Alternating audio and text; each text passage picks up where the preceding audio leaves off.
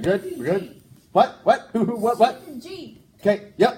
Hey everybody, welcome to The Edge's Facebook's page #1 show at this particular time. 3 to 5 things we didn't have time to talk about today.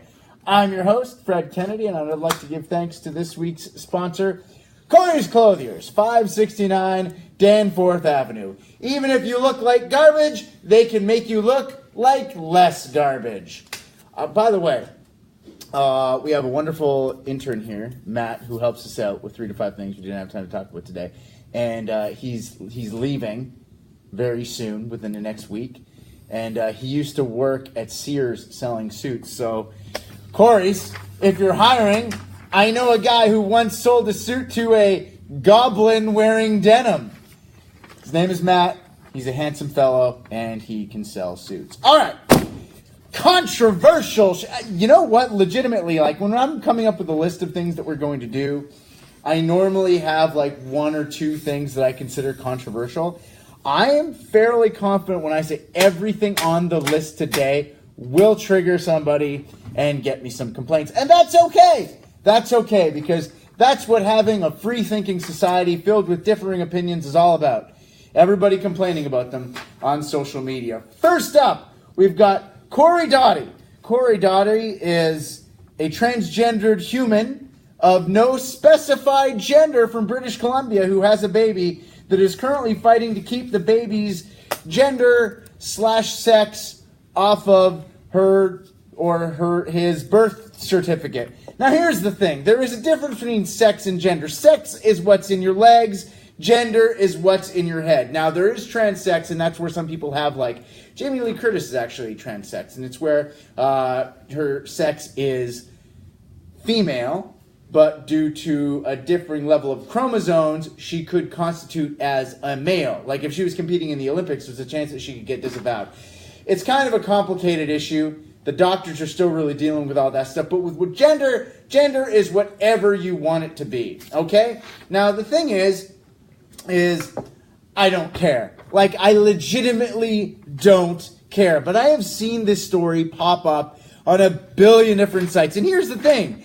At no point is anybody putting up the story and going, this person doesn't want their child's sex to be identified on their birth certificate for these reasons. No. You never see that. What you see is, can you believe this idiot doesn't want their kid's sex on their birth certificate? Or, isn't this person courageous fighting against the governmental tyranny of having your sex on your birth certificate? No. Having a free-thinking society means everybody can do whatever they want. They're all entitled to the right to self-determination, which means that they can tilt at whatever windmills they want to. Don Quixote, look it up, absolutely amazing. That means that you can tackle whatever monsters you want to tackle.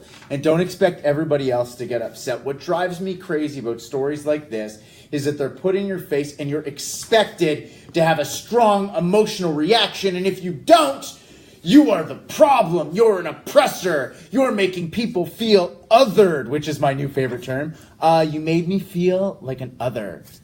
Like an other. I don't like being an other. I've only seen this for the last 3 weeks, but I'm starting to see it a lot. I absolutely love it. My favorite was a bunch of pencil crayons, and all the pencil crayons were white, and there was one pencil crayon that was black. Don't make somebody feel like the other pencil crayon. Okay. All right. This is the thing. I hate being told I need to feel one way. And it's because I had got into an argument with somebody. There was that TV show on Netflix, Dear White People. I have no idea what the show is about. All I know is it takes place in a university in the States, and it's about how awful white people are. And the thing is every review about the show that I saw was, this is the most important show ever because it's about race relations. And nobody said what the show was actually about. I don't even know what any of the characters were named. I don't know what any of the story about the show was, because all it came down to is somebody going, yeah, I thought it was okay. You're a racist. That's the key to having a successful show nowadays, is you've got to create a movie or a book or a TV show where anybody who's white who doesn't like it is evil. That's the key to being successful. That's good marketing. Because if anybody says that they dislike it, then you can brand them as something. You know what I mean? And white people are so terrified about being branded a transphobe, homophobe, or racist that they will bend over backwards and go on a witch hunt to find people who dislike it just so that they can say that they found somebody. Can you believe they didn't like that? Oh my God, they're the worst. But once again, I don't care. I don't care. I just want to shut it off and go away and not pay attention to any of it anymore. But I too am a sensationalist. Because when it comes to environmental issues, I get so uppity and I get so absolutely irate and angry and I beat on the drum and I make everybody want to pay attention to what I think is important. That woman doesn't want her kid's sex on their birth certificate. Good. Go ahead. Fight it. Don't care. Doesn't affect me at all. But the environment does. Okay? We're dealing with acidification of the oceans. We're losing wetlands. And if you think all the air that we breathe comes from the rainforest, well, some of it does. But most of it comes from gas exchange in wetlands and in the ocean. And if we screw with the air, we won't be able to grow food, and we're all going to starve to death. And at that point, it won't matter whether there's a U or an M or an F in the sex part of your birth certificate, because you'll be dead. It will be D. You'll all be getting D. Moving on. Okay, hot dogs. Okay, now this is the new thing in hot dogs, and you've probably seen this at the grocery store, and nobody really knows what it means. Because everybody, remember when the thing was, if you wanted to sell your car, you had to put the words in green on it? People were like, oh, it's green, it's good for the environment. Oh my God, there's a leaf on my car logo. It's got to be good. It's just marketing. So now what they do is when they're putting a hot dog together, they put natural skin on the hot dog. It's a natural skin on the hot dog rather than artificial. You know what that means? It means intestines. That's what that means. That's all it means. It means they're wrapping the hot dog in the animal's intestines. But people don't like to think about that. They don't want to know where hot dogs come from. Lips and assholes, man. That's hot dogs. All this stuff that literally... They're mystery tubes. Mystery tubes. Mystery tubes. Filled with magical, mysterious goodness. Called lips and assholes. Literally everything that doesn't get used gets thrown into a grinder. They grind it all up and they put it in the sausage. And it's not just hot dogs, it's all sausage. It's all the garbage meat. And the thing is it's ingenious. It's a testament to our ancestors' ability to survive. They ate every single part of the animal. All of it. Every part got used. You didn't waste anything. Unlike today where we live in an era of plenty and we just throw everything out into the garbage. But that's the thing, is we live in ignorance. Like when people go to the grocery store and they're like, oh, I'm trying to get healthy, so I'm going to get some bottled water. Ugh. Bottled water is absolutely horrible. First of all, the tap water you drink out of the taps is held to a much higher standard than what they put in a bottle. You can think that I'm wrong when I say that, but it's 100% true. The bottled water that you're drinking doesn't have as many codes put onto it as the water that comes out of your taps. And plastic bottles are absolutely horrible. Horrible. If you ever have an opportunity, get something in a glass bottle or get it in a tin can because it's way easier to recycle. And the thing about plastic that's so incredible about it is that it's really durable. It's so durable that even when it falls into the ocean and falls into the water and gets broken down, it breaks itself up into tiny little particles and gets consumed. It's estimated that almost half of the seafood you're eating contains bits of plastic in it because fish have just been eating it. Plastic is everywhere. One thing that's actually really bad is those skin cleansers that have little microbeads in them. Those are so tiny and so hard they don't break down. They literally just go back into the ocean. Stop doing it. Stop getting things in plastic, all right? Also, when you're getting coffee, get the reusable mug. This is a perfect example of people being ignorant, okay? And it's not ignorant like they're bad people. Madison, yes, you're hiding your disposable coffee cup. It's fine. I get it. We all do it. This isn't pointing fingers, okay? I do it too. And you do this, right? This is a classic move. You're going down and you're at Union Station and you get off the GO train, you got your coffee cup, and you see the little garbage can that's got the recyclable, the garbage, the paper, the this. And even though it says on there, don't put the coffee cup into the recycle thing, you're like, I'll just put it in the recycle thing. I'm doing my part for the environment. Everybody does it. Because in your head, you're like, oh, I'm saving the planet. You're not, because it's not recyclable. It's just garbage. Just get the reusable cup, man. That's all you got to do. It's not recyclable, and you're just willfully keeping yourself ignorant, okay? Do the good thing. Here's another awful thing. David Suzuki said this, and this is one of those like phrases that I will never forget, ever. David Suzuki, some people think he's a crotchety old man because he is. He's a horribly miserable asshole. But he's a very profound and intelligent guy. And he had this line on the nature of things. I'm just going to put your whole world into perspective. Every single thing you own now, have owned in the past, or will own in the future will become garbage. Think about that. Doesn't that make you feel guilty for owning things? So I own my children, so technically my children are one day going to be garbage. Moving along, apples are apparently the key to maintaining a healthy body weight. That's right, it's the summer, everybody's trying to get in shape. By the time I've been talking to you, I've seen 3 people go on little jogs past the studio window. And all of them are trying to stay healthy and trying to do things. Apples, eating 1 or 2 apples a day because there's a lot of caffeine in apples, natural forming caffeine, and the composition of the sugars and all that. It's really good for keeping your metabolism high, therefore making it so that you can burn more calories. But the thing is you don't just eat apples and all of a sudden it cancels out all the shit that you eat. That's not how this works. You don't go eat a brick of cheese and then eat an apple and go, well, I'm doing my part to stay healthy. No, we all know what we need to do. It's not shocking at this point. No one's like, oh, what? Apples are healthy? What? Fruit and vegetables? That's good for me to eat. Oh my God, I didn't see that coming. No, we've all known that. We've known that forever. Just eat a balanced diet of fruit and vegetables, fresh food. And I get so fired up about this. I got in a big argument with one of my friends. Like, not everybody can afford to eat good food. Here's the thing. Everybody can afford to eat good food. Everybody. Because eating vegetables and all that stuff is cheaper than all the pre-prepared stuff you find in the freezer aisle. The problem is that it is expensive to eat good food that is easy to prepare. That's the problem. And that's why I really think that in order to graduate high school, you should have to take a class on general life skills. Life skills. How to balance a bank book. How to not get a credit card. And how to cook a goddamn meal. Seriously, making a box of Kraft dinner is not the same as like making a good, healthy meal, okay? I'm not saying Kraft dinner isn't bad. I absolutely love Kraft dinner. I just want to make that perfectly clear. I feed my kids Kraft dinner at least once a week. We call it baboonie. It's amazing. And my oldest son puts the cheese powder in. Sometimes he spills it all over the place because he's a bit of a handful, that one. But it's pretty awesome. Just learn how to cook a meal. That should be a legitimate thing you have to do in school. Life skills.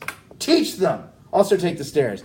Take the stairs whenever you can, okay? If everybody took the stairs, people would be a lot healthier. I understand there's a lot of people that have medical issues, and I'm not an ableist. As soon as I said, that's okay. The reason I call myself an ableist, I have a new bit that I do whenever I'm on social media. I try and find a way of taking every single post I see and finding a way to make it offensive to somebody. That's like a game I play in my head. Like I found 60 different terms for prejudicial posting. 60 different terms. And I love it. It's absolutely one of my favorite things. There's a new thing now where if you are only okay, here's the thing. If you're attracted to people that you think are as smart as yourself, you're discriminating. You're absolutely discriminating. Also, so another thing that was saying that if you believe that jobs should go to the people that are the most qualified, you're also discriminating. It's true. That's a legitimate thing that I saw. If you think that in order for somebody to do surgery on you, they have to have a degree from medical school, sorry, you're discriminating. You're the problem. You're part of the problem. I'm sorry. You're the problem. You should, if you're truly open-minded, you should be willing to go up to anybody on the street, give them a scalpel, and then let them do surgery on you. Otherwise, you're the problem. I'm sorry. I am woke, okay? I'm woke enough to let anybody do surgery on me or anyone I love. I don't even know why I'm talking to an ignorant buffoon like you. Also, walk. Try walking. It's fantastic. If you have an opportunity to walk anywhere, just go for a walk. Not everybody can do that. Yes, I know there are people with physical limitations that are differently abled than you and I. Note how I didn't say disabled. I said differently abled. Moving on. Oh, Emily Radikowski. Poor Emily Radikowski. She is being discriminated because her breasts are so big that she cannot be taken seriously as an actress. Yep, she cannot be taken seriously as an actress because she said not everybody is a fan of boobs. And here's the thing. No, not everybody is a fan of boobs, so she's not wrong. We're living in a messed up world right now. A crazy world. A weird world. And she explains how she gets just as much heat from women because of the way she looks as she gets sexist comments from men as the way she looks. She goes, if you're good looking, if you find your body to be sexy and you want to put it on display, you get called out for it. So she feels that because of the way she looks, she can't get any respect from men or from feminists, even though she identifies herself as being a feminist person. And I got to be honest with you, she's not really all that wrong because we are so sensitive about everything. I'm going to be honest with you here. You could say that I'm kind of sexist, and it's because I get weird about talking to women. I try not to talk to women at all. Like, if I don't know them, I try not to talk to them at all. Like, at all. I will straight up look down. Like, you ever see the TV show Rome on HBO when Octavian tells the slave don't even look at him, to look down? That's the way I am with women. I don't want to even look at them. I want to look at the ground when they walk by because I'm terrified about anything I say, anything I do can be perceived as some sort of offensive sexist thing. I'm not even joking. Legitimately, I am terrified to talk to women. I'm terrified. Terrified. I feel like I'm a communist and all of them are McCarthy, and it's just a question of time before I get strung up and burnt at the stake and all of my belongings get distributed amongst the community. I'm legitimately scared. Legitimately scared because I've seen so many cases of guys that I know who have said something in passing that have gotten lit up on social media. And here's the thing. People who didn't even know them, people who weren't even there, people who don't even know any of the people involved start weighing in, commenting, and it becomes a social media dog pile of SJWs all trying to out-trigger each other. Like I was saying earlier, everybody is more irate and more offended than the last person. But I am terrified of women. Terrified. Absolutely terrified of them. And because I write comic books and I'm in that world, it's so hypercharged and so progressive. And here's the thing. There are a lot of problems with inequality out there. I am 100% aware of those issues that are there. But I don't think that being so eager to string everybody up in a witch hunt is the right way to go about it. I think we all want the same thing. I think everybody wants to be happy. Everyone wants to get everything that they want to get. But being so obsessed with proving to everybody how progressive you are that you're willing to ruin everybody's life without even giving them an opportunity to defend themselves? Come on. It's insanity. For that reason, I'm terrified of women. I'm terrified. Is me being scared of women offensive? Is that offensive? #triggered.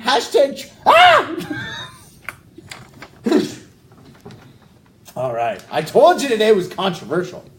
Every topic today is touchy. Ryerson University.